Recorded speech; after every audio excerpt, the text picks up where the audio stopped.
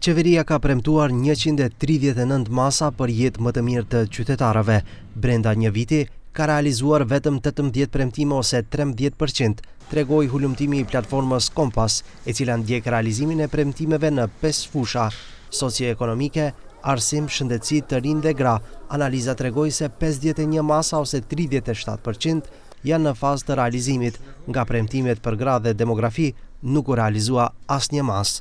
Најголем напредок има во секторот образование, каде што има 24% од мерките исполнетост и дополнителни 70% кои што се во насока на исполнување.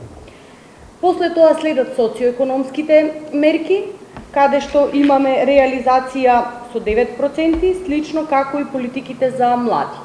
Во секторот за здравство имаме поумерена динамика на реализацијата, каде што има реализирани 3 мерки и 5 се во насока на реализација.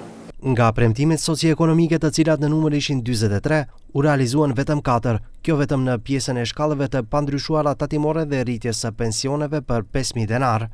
Petreski paralajmëron se ka rreziqe për realizimin e premtimeve për deficitin buxhetor dhe borxhin publik. Paralajmëron se borxhi publik mund të rritet për 3%, nëse nuk menaxhohen si duhet projektet që financohen me huamarrjen britanike.